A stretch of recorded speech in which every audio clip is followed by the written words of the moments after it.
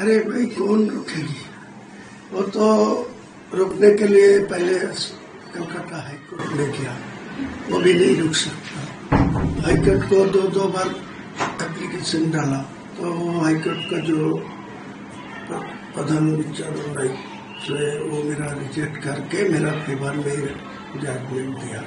तो फिर supreme court में गया। सुप्रीम कोर्ट तो बोला जो मुसलमान का मस्जिद करने का उनका हक है भारत का संविधान में, इनको कोई गलत काम नहीं किया तो कौन रोकेगा? मेरा तो कोई किसी को जमीन के ऊपर मस्जिद नहीं बना रहा है।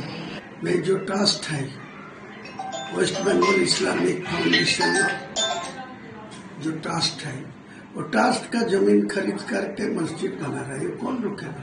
किसी ने रोकना चाहेगा तो कोई रोकना चाहेगा तो संघर्ष होगा। मैं घर में नहीं घुसूंगा, किसी को मारने नहीं जाऊंगा, लेकिन मेरा को ऊपर को हाथ उठाएगा तो मैं यहाँ घुटा के बैठे रहूंगा। किसी मेरा ऊपर हाथ उठाएगा तो मैं भी कदम उठाना चाहिए। बीजेपी का सरकार बनेगा तो आपका पार्टी का स्टैंड क्या होगा? मैं अपोजिशन में बैठे हूँ, उनको ज्यादा सीट मिल गया। मेरा ख्याल था जो वो बहुमत में नहीं पहुंचे तो बहुमत में ज्यादा सीट ले लिया, तो मेरा को ऐसा ही रहेगा जो अपोजिशन में बैठ के काम करेगी, जिला के लिए करेगी, मेरा क्षेत्र के लिए करेगी।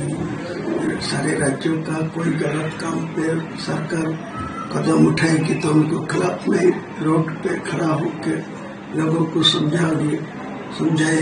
जो बीजेपी कोई गलत काम कर रहा है उनको खिलाफ भी चुनाव में आने वाला चुनाव में वोट डालना चाहिए। मौका तो दे दिया आम जनता, पब्लिक तो मौका दे दिया, लेकिन वो भी ममता बनर्जी इतना क्षमता दिखा रही तो उनको भी हरा तो सबूत हो गया ये आम आदमी सबसे बड़ा क्षमतावान है। अब तो दोनों सीटों में जीत गए तो पहले अगले दिन क्या आप करेंगे? मैं 7 तारीख में सारे मेरा रेजीनगर क्षेत्र से 14 जीपी है, 14 जीपी से 14,000 मेरा वर्कर को, मेरा साथी को, मेरा कर्मी को मेरा बुलाएगा। सुबह 10 बजे बुलाएगी किसी को पेंडल करके।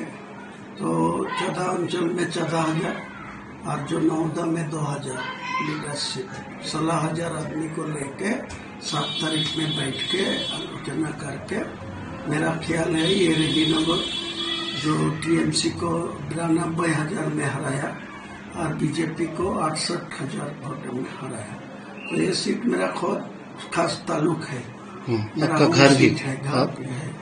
तो मेरा बेटा को ये सीट में छोड़ना पड़ा, मेरा तो दोनों नहीं प्राप्त पड़ेगा। नहीं तो भारत का जो प्रधानमंत्री है नरेंद्र मोदी, वो भी दोनों सीट में जीता, एक सीट छोड़ दिया। राहुल गांधी दोनों सीट में जीता, वो छोड़ के उनको दीदी प्रियंका गांधी को बाद में छोड़ दिया। तो मेरा रेजीनगर क्षेत्र का मानुष इतने सारा 1,31,000 चुनाव में मेरा वोट मिला। टीएमसी ओनली फॉर 41,000 वोट मिला और बीजेपी को 64,000। तो इतना सारे मार्जिन है। तो मेरा गार्जियन है, मेरा पार्टी है, मेरा पार्टी का चेयरमैन हूँ, तो मेरा बेटा को यहाँ ऐलान कर दूंगे और मैं 9 तारीख को जाके वोट लेने के पहले मेरा रेजीनगर से रिजाइन करेंगे। किंतु इतने पहले आपको नहीं बोल सकता, इसलिए जो मेरा सारे मेरा जो साथियाँ हैं इनको उसके साथ बातचीत करके उनको समझाएगी, उनको इसके लिए मैं रेजीनगर छोड़ रहा हूँ। रेजीनगर मेरा खास ताल्लुक है, तो मैं रेजीनगर के आज के दिन में बीजेपी जो हाईएस्ट वोट मिला 64,000, इनसे ज्यादा वोट उनको पास है ही नहीं उधर। और मुसलमान को वोट जो पोल हुआ 2,38,000 1,75,000 से ज्यादा मुसलमान वोट था, तो मेरा एक तो मिल गया 1,31,000 और वो टीएमसी वाला को मिला 41,000, उनसे ज्यादा से ज्यादा मुसलमान वोट है। अगले दिन आने दिए मेरा बेटा जो उम्मीदवार होगी उनके खिलाफ जो टीएमसी वाला जो बीजेपी वाला उम्मीदवार होगी उनसे आज का दिन में जो वोट मिला, बीजेपी को पास 64 नहीं पाएगी और वो टीएमसी वाला 41 में नहीं पहुंचेगी।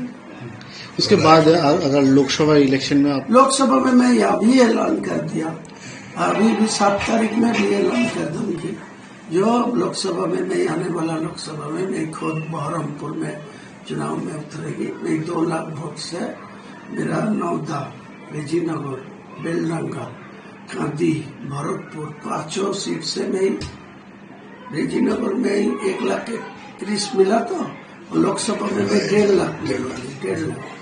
वो नौदा में 82,000 मिला, वो भी 1 लाख से ज्यादा मिलेगी। बेलडंगा में मेरा उम्मीदवार था, वो 47,000 मिला, यहाँ भी 1 लाख वोट में कलेक्ट करोगे लोकसभा में, तो मेरा लगभग 2 लाख वोट में मैं लोकसभा में जीत जाएगी। उसी टाइम वो नौदा में छोड़ना पड़ेगा, तो नौदा उसी टाइम छोड़ेंगे, फिर से बाई इलेक्शन होगा, वो भी बाई इलेक्शन होगा।